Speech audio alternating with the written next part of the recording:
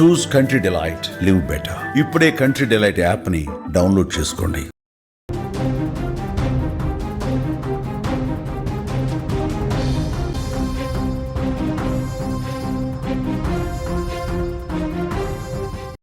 మరో breaking news చూస్తున్నాం. సిగాచి పరిశ్రమ ప్రమాద ఘటన దయనీయంగా మారిందని చెప్పుకోవాలి. మాంసపు ముద్దలుగా మారారు కార్మికులు. బాక్సుల్లో మృతదేహాలు, మాంసపు ముద్దలను తరలిస్తున్నారు. ఇంకా 10 మంది కార్మికుల ఆచూకీ కూడా దొరకని సిచ్యువేషన్ కనిపిస్తోంది. ఇంకా రెస్క్యూ ఆపరేషన్ ఇప్పటికి కూడా కొనసాగుతున్న సిచ్యువేషన్.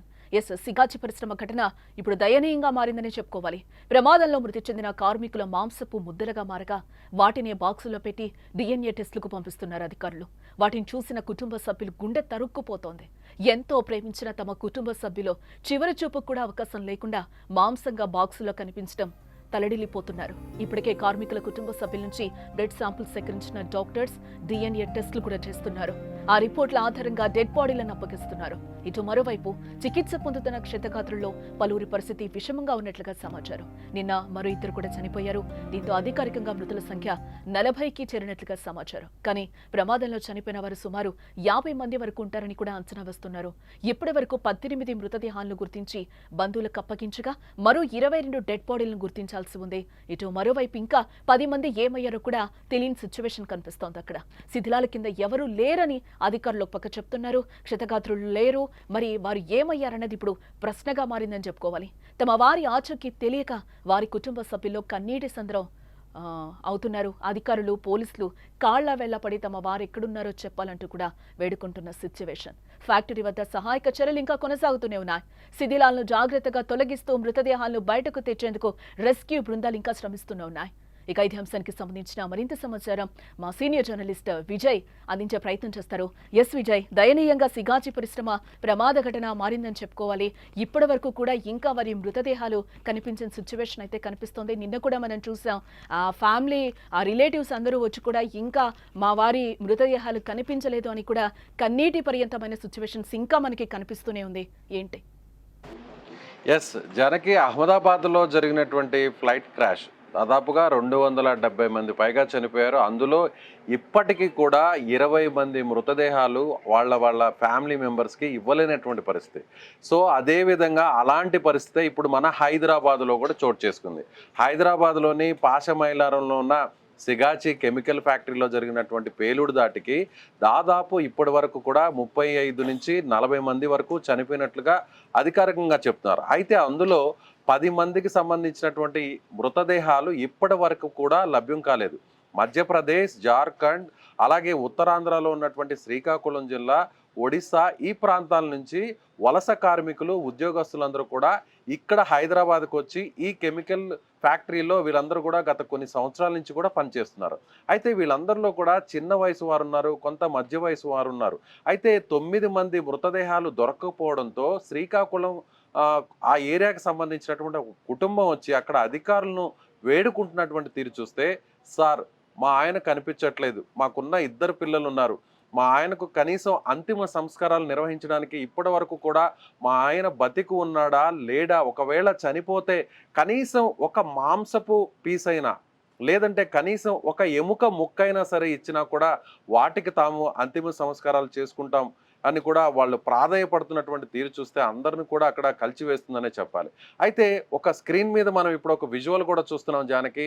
ఆ స్క్రీన్ మీద మనకు కనిపిస్తున్నటువంటి ఒక బండి మీద కొన్ని ప్యాకెట్స్, అంటే ఆయిల్ ప్యాకెట్స్ని, వంట నూనెను వాడుకునేటువంటి ఆయిల్ ప్యాకెట్స్ని సేవ్ చేసే బాక్సులు, ఆ అట్టపెట్టెల్లో చనిపోయినటువంటి వారి మాంసపు ముద్దలను వారి కుటుంబ సభ్యులకు అందిస్తున్నారు. అంటే అక్కడ ఉన్నటువంటి భయానక, ఒక రకంగా హృదయ విదారకమైనటువంటి సిచ్యువేషన్, పరిస్థితి ఎలా ఉంది అని చెప్పడానికి ఇది ఒక మచ్చుగా ఉదాహరణగా చెప్పవచ్చు. ఎందుకంటే చెల్లా చెదరి అయిపోయాయి. ఎక్కడైనా కూడా చనిపోతే ఆ మృతదేహాలని తీసుకొచ్చి ఆ కుటుంబ సభ్యులకు హ్యాండ్ ఓవర్ చేస్తారు. కానీ ఈ పేలుడు దాటికి అక్కడ ఉన్నటువంటి భవనం కూలిపోయింది. ఆ భవనంలో క్వాలిటీ కంట్రోల్కి సంబంధించినటువంటి టీం అంతా కూడా ఒక మీటింగ్ పెట్టుకోంది.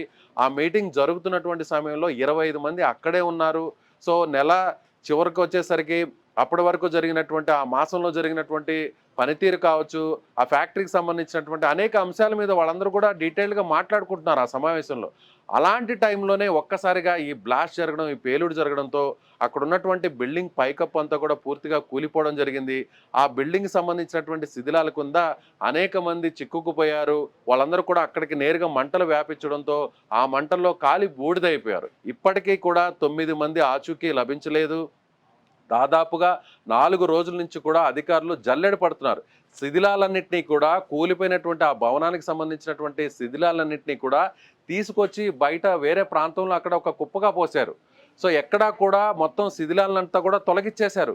ఎక్కడా కూడా మృతదేహానికి కానీ మృతదేహాలకు సంబంధించినటువంటి ఆచూకీ ఎక్కడా కూడా ఇప్పటి వరకు కూడా లభించలేదు. సో అప్పటికీ కూడా ఫోరెన్సిక్ నిపుణులు అదేవిధంగా అక్కడ ఉన్నటువంటి రెస్క్యూ టీమ్స్ అంతా కూడా ఏదైతే శిథిలాలు ఉన్నాయో, ఏదైతే ఆ శిథిలాలన్నింటినీ కూడా ఒక్కొక్క ముక్క తీసి బయటకు తీస్తుంటే నిన్న అనూహ్యంగా ఒక 2 మృతదేహాలకు సంబంధించినటువంటి ఆనవాళ్ళు కనిపించాయి. అందులో కూడా మాంసపు ముద్దలు మాత్రమే దొరికినటువంటి పరిస్థితి. కొన్ని చోట్లయితే చనిపోయినటువంటి మృతదేహానికి సంబంధించినటువంటి తలని ఒక కవర్లో పెట్టి, ఒక క్యారీ బ్యాగ్లో పెట్టి తీసుకొస్తున్నటువంటి ఫోటో కూడా ఇవాళ దినపత్రికల్లోనూ అలాగే సోషల్ మీడియాలో కూడా వైరల్ అయినటువంటి పరిస్థితి. అలాగే ఇప్పుడు మీరు స్క్రీన్ మీద మనం చూస్తున్నటువంటి అట్టపెట్టెల్లో ఆ కుటుంబాలకు అప్పటి వరకు ఆ కుటుంబాలకి పెద్ద దిక్కుగా, ఆ కుటుంబానికి ఆధారంగా ఉంటే ఆ కుటుంబాన్ని పోషిస్తున్నటువంటి కార్మికులు కావచ్చు, అక్కడ ఉన్నటువంటి ఉద్యోగస్తులు ఒక్కసారిగా కేవలం కొన్ని సెకల వ్యవధిలోనే చనిపోవడం, అలాగే మాడి మసైపోవడం, కాలి బూడిదైపోవడం, అదేవిధంగా ఆ మృతదేహాల్లో కేవలం ఒక మాంసపు ముద్ద మాత్రమే దొరకడం, ఆ మాంసపు ముద్దలను తీసుకొచ్చి ఒక అట్టపెట్టెలో మామూలుగా వంట నూనె, ఆయిల్ ప్యాకెట్స్ని సేవ్ చేసేటువంటి అట్టపెట్టెల్లో తీసుకొచ్చి ఆ కుటుంబాలకు ఇద్దండి, మీ వారికి సంబంధించినటువంటి కుటుంబాలకు సంబంధించినటువంటి వారికి, మీ ఫ్యామిలీకి సంబంధించిన మీ హస్బెండ్కి సంబంధించిన డెడ్ బాడీ ఇందులో ఉంది, లేదా డెడ్ బాడీ అనాలో లేదంటే ఆ డెడ్ బాడీకి సంబంధించినటువంటి మాంసపు ముద్ద అనాలో లేదంటే ఎముకలు అనాలో తెలియదు, కానీ ఆ కుటుంబాలకు అట్టపెట్టెలు ఇస్తుంటే చూసే వాళ్ళకే చాలా బాధగా ఉందంటే ఆ కుటుంబాలు బయటకు చెప్పుకోలేక లోపల కుమిలిపోతున్నటువంటి పరిస్థితి చాలా స్పష్టంగా కనిపిస్తుంది. ఇప్పటికీ కూడా 9 మంది ఆచూకీ లభించలేదు.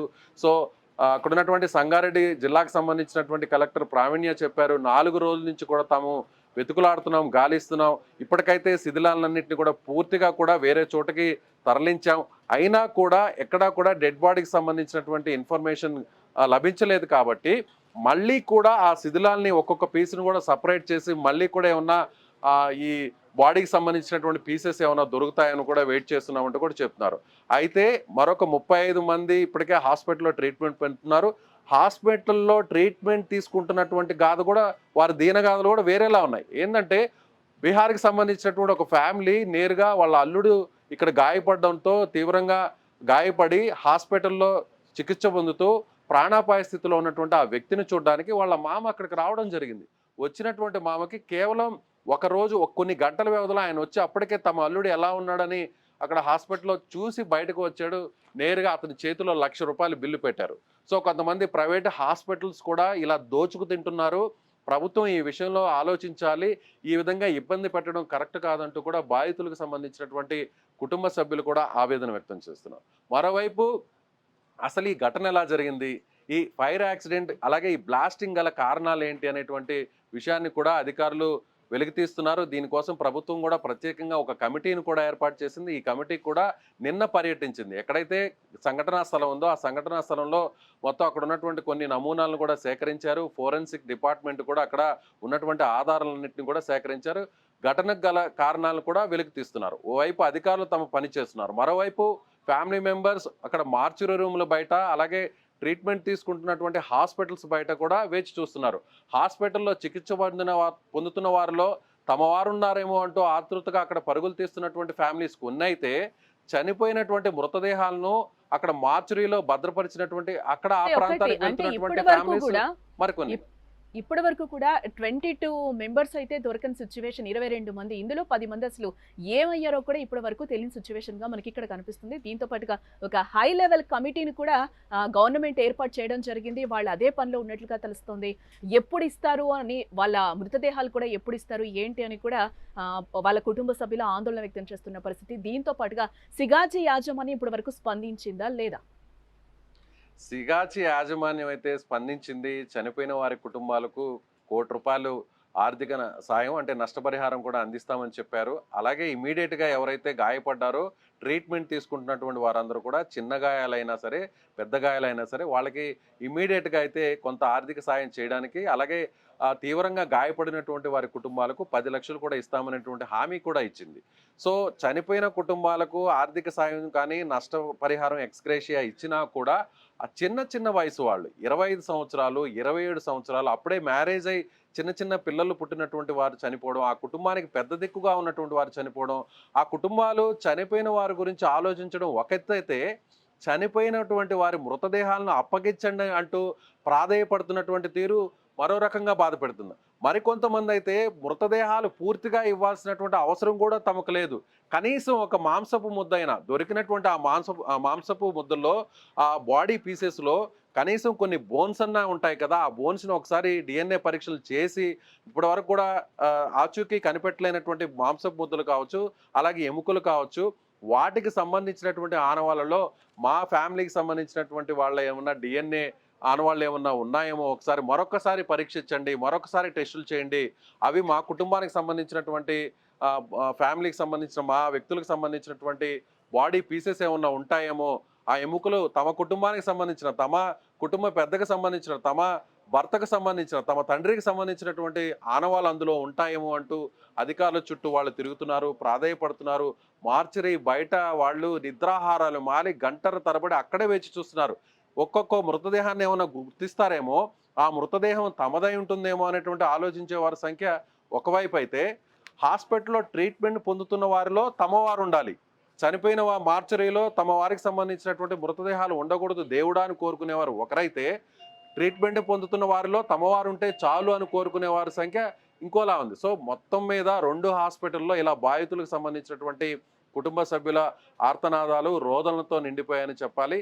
అక్కడ జరిగినటువంటి ఈ ఇన్సిడెంట్ ఎంత ట్రాజడీకి మారిందో, ఎంత బాధ పెడుతుందో అనే దానికి ఒక చక్కని ఎగ్జాంపుల్గా మనకు స్క్రీన్ మీద కనిపిస్తున్నటువంటి ఆ విజువలే ఒక సాక్ష్యంగా మనం చెప్పవచ్చు. మాంసపు ముద్దల్ని అట్టపెట్టెల్లో పెట్టి, చిన్న చిన్న అట్టపెట్టెల్లో పెట్టి, ఆ అట్టపెట్టెల్ని ఇచ్చి ఇది మీ భర్తకు సంబంధించినటువంటి డెడ్ బాడీ, ఇది మీ తండ్రికి సంబంధించినటువంటి డెడ్ బాడీ అంటూ ఆ మాంసపు ముద్దలను అందించడం అనేది మాత్రం నిజంగా చాలా బాధాకరమైనటువంటి విషయంగా చెప్పవచ్చు జానకి. రైట్ విజయ్. మనం ఇక్కడ చూడొచ్చు సిగాచి పరిశ్రమ ఘటన ఎంత దయనీయంగా మారిందో. ప్రమాదంలో మృతి చెందిన కార్మికుల మాంసపు ముద్దలుగా మారగా వాటిని బాక్సుల్లో పెట్టి DNA టెస్టులకు పంపిస్తున్నారు. ఆ విజువల్స్ అన్ని కూడా మనం సుమన్ టీవీ స్క్రీన్ మీద కూడా చూస్తున్నాం. ఏ విధంగా బాక్సుల్లో తరలిస్తున్నారో కూడా మనకి కనిపిస్తున్నాయి. వాటిని చూసి కుటుంబ సభ్యులు గుండె తరుక్కుపోతుంది. ఎంతో ప్రేమించిన తమ కుటుంబ సభ్యులు చివరి చూపుకు కూడా అవకాశం లేకుండా పోతుంది. మాంసంగా బాక్సుల్లో కనిపించడం తల్లడిల్లిపోతున్నారు. ఇప్పటికే కార్మికుల కుటుంబ సభ్యుల నుంచి బ్లడ్ శాంపుల్స్ సేకరించిన డాక్టర్లు DNA టెస్టులు కూడా చేస్తున్నారు. ఆ రిపోర్ట్ల ఆధారంగా డెడ్ బాడీలను అప్పగిస్తారు. మరోవైపు చికిత్స పొందుతున్న క్షతగాత్రుల్లో పలువురి పరిస్థితి విషమంగా ఉన్నట్లుగా సమాచారం. నిన్న మరో 2 కూడా చనిపోయారు. దీంతో అధికారికంగా మృతుల సంఖ్య 40కి చేరినట్లయింది. కానీ ఈ ప్రమాదంలో చనిపోయిన వారు సుమారు 50 మంది వరకు ఉంటారని అంచనా వేస్తున్నారు. ఇప్పటి వరకు 18 మృతదేహాలను గుర్తించిన బంధువులకు అప్పగించగా మరో 22 డెడ్ బాడీలను గుర్తించాల్సిందే. ఇటు మరోవైపు ఇంకా 10 మంది ఏమయ్యారో కూడా తెలియటం లేదు. శిథిలాల కింద ఎవరూ లేరని కూడా అధికారులు చెప్తున్నారు. క్షతగాత్రుల్లో కూడా లేరు. మరి వారు ఏమయ్యారన్నది ఇప్పుడు ప్రశ్నగా మారింది. తమ వారి ఆచూకీ తెలియక వారి కుటుంబ సభ్యులు కన్నీటి సంద్రమవుతున్నారు. అధికారులు పోలీసులు కాళ్ల వెళ్లపడి తమ వారు ఎక్కడున్నారో చెప్పాలంటూ కూడా వేడుకుంటున్న సిచ్యువేషన్. ఫ్యాక్టరీ వద్ద సహాయక చర్యలైతే కొనసాగుతున్నాయి. ఇంకా శిథిలాలను జాగ్రత్తగా తొలగిస్తూ మృతదేహాలను బయటకు తెచ్చేందుకు రెస్క్యూ బృందాలు, హై లెవెల్ కమిటీ అక్కడ శ్రమిస్తున్నాయి.